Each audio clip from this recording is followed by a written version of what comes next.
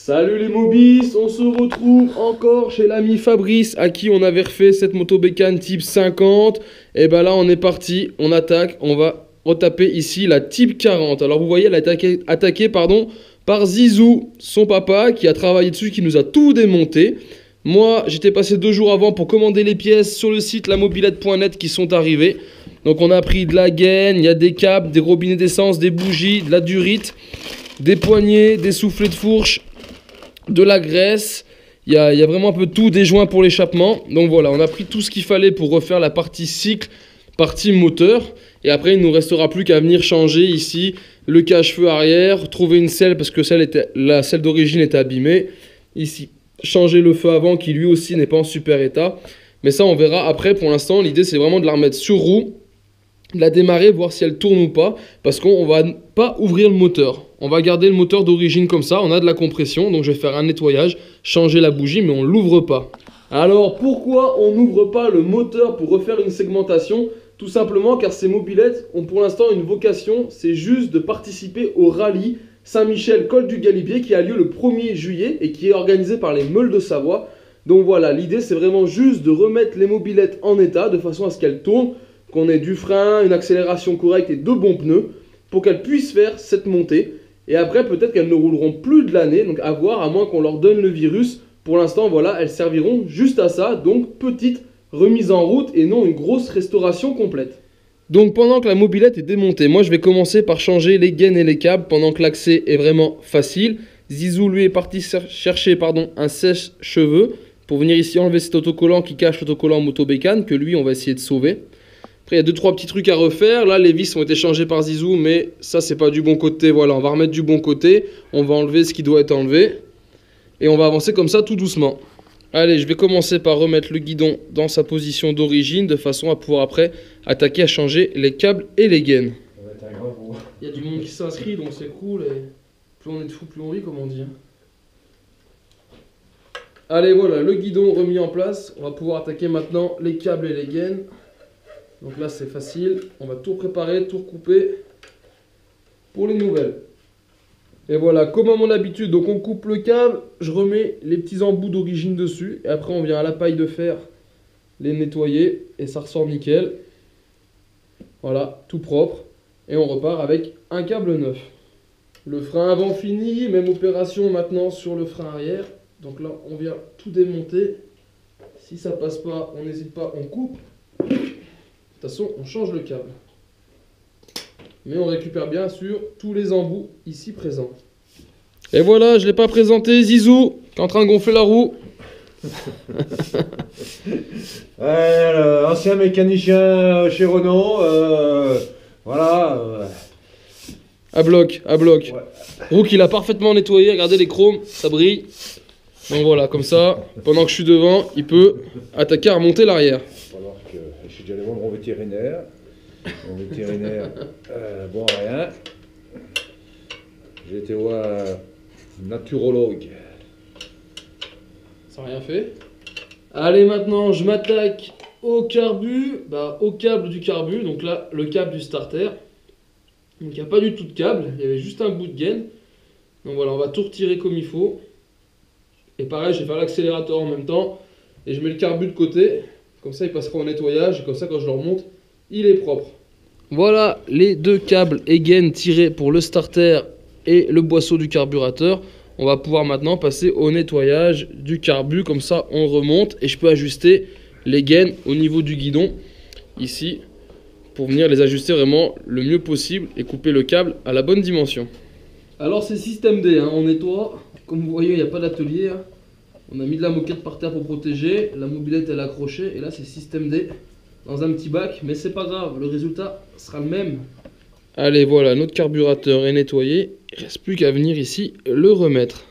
Allez, le carbu remonté, je viens récupérer cette petite pièce qui se situe ici au niveau du guidon dans l'accélérateur, ce qui permet de faire accélérateur décompresseur, pièce qui a été nettoyée, mais qu'on va venir préalablement graisser de façon à faciliter son passage dans le coulisseau.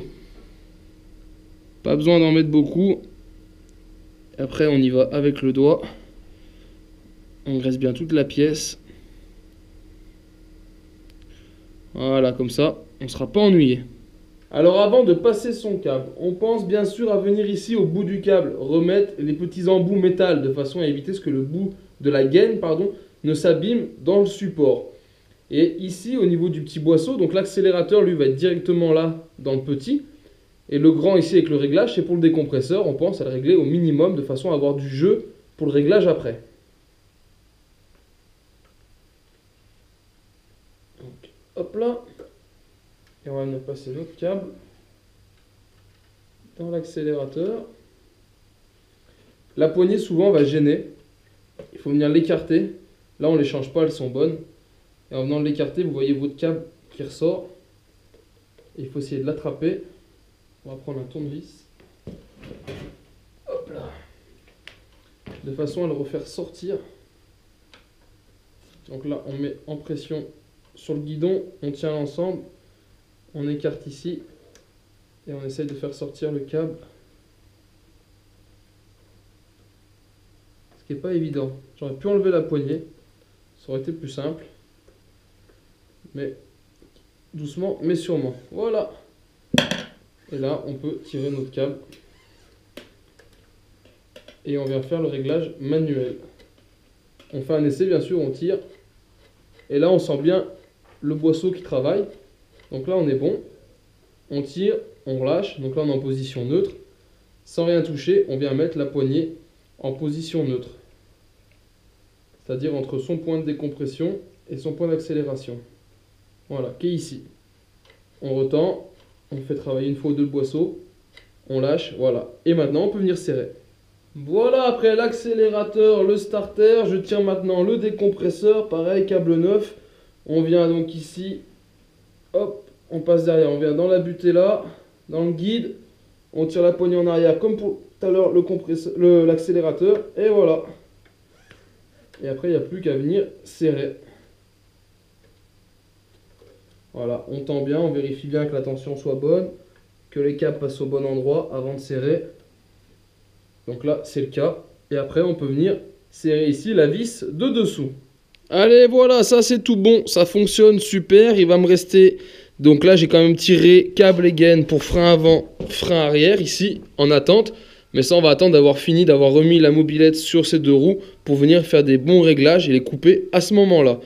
Du coup maintenant je vais attaquer à remonter la fourche, à les démonter.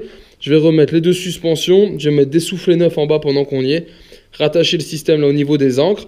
Et on va pouvoir attaquer à remonter le garde-boue et la roue avant. Et comme ça on pourra la poser sur ces deux roues. Donc voilà les soufflets de fourche de la mobilette.net. Alors, on en retrouve, hein, c'est tout fabriqué en fait, tout simplement.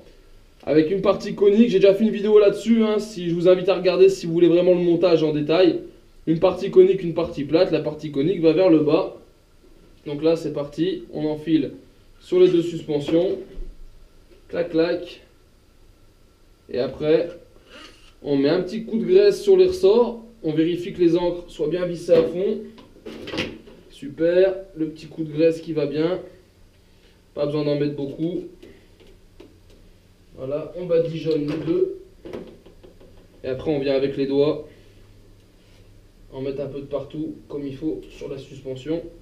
Voilà, tout simplement. Et voilà. Il n'y a plus qu'à les monter. Donc allez, rien de bien compliqué. On remet tout ça dans la suspension.